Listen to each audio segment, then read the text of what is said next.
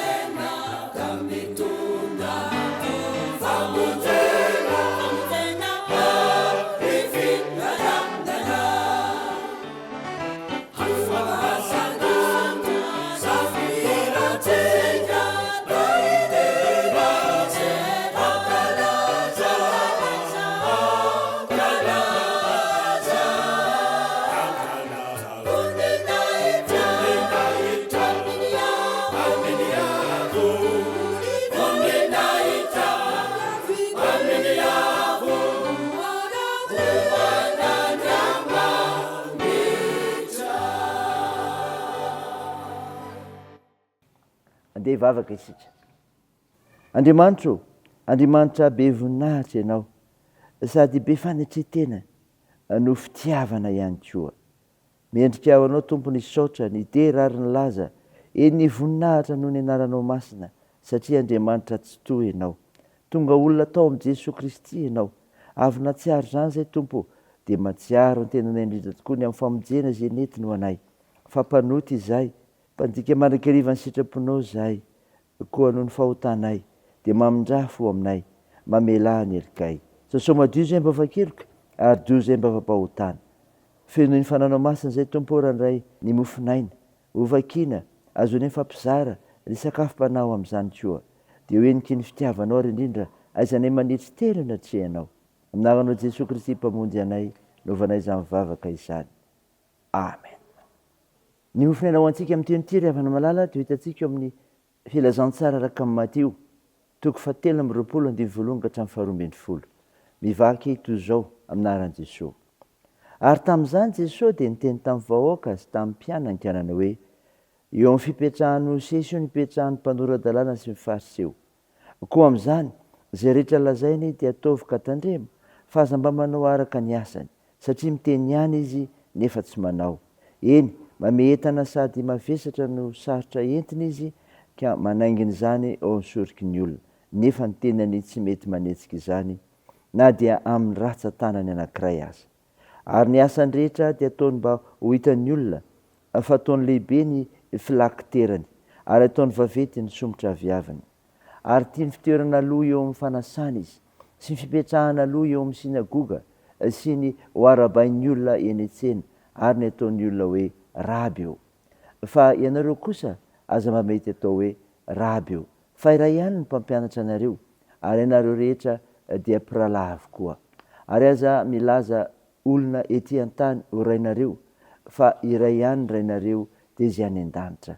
Ary aza mba mety atao hoe mpitarika ianareo fa iray ihany ny mpitarika anareo dia Kristy.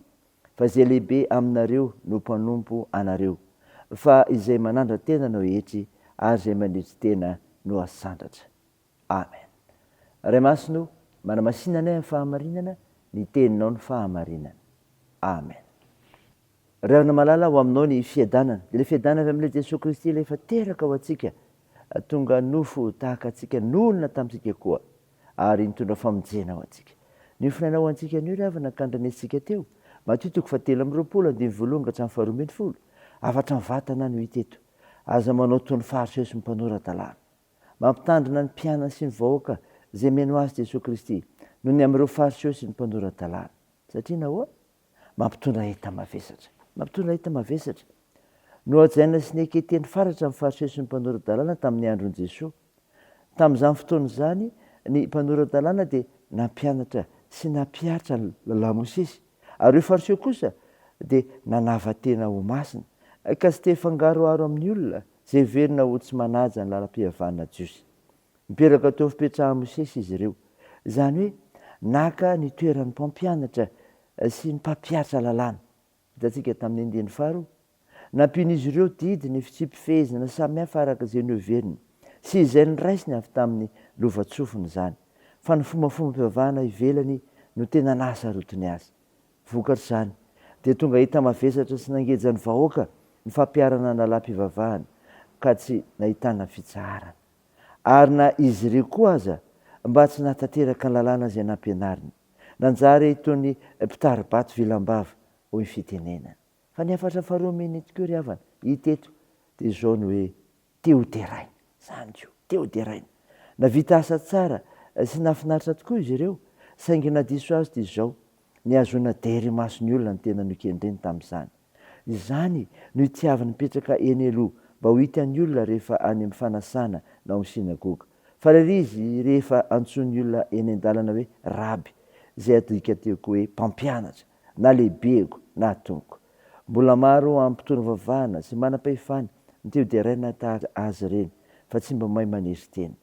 Fa izao voalaza eo amin'ny andininy 7:20 ny amin'izany teny izany. Fa loza anareo mpanorandalàna sy fariseo mpiatsara velatsia fa rindrinareo anoloan'ny olona ny fanjakan'ny lanitra fa ianareo tsy miditra ary izay miditra dia tsy avelanareo hiditra. Ry havana malala, alatsinainy faran'ny taonan'io amin'ny 7:22 azonao mandinika raisinao fampianarana tsara avy amin'ilay Jesosy Kristy. Io soratra maso ampelantanantsika io azontsika mandika sy mahafantatra izany ny tokony ho tandremana ary ny tokony ho arahana. Raiso izany ry havana, raiso izany mba ho voninahitry'Andriamanitra fa tsy hananantsika ny toetra ratsy ny tsy fariseo sy mpanorandalàna rehetra. Ho voninahitry'Andriamanitra ery ihany. Amen. Andeha hivavaka isika.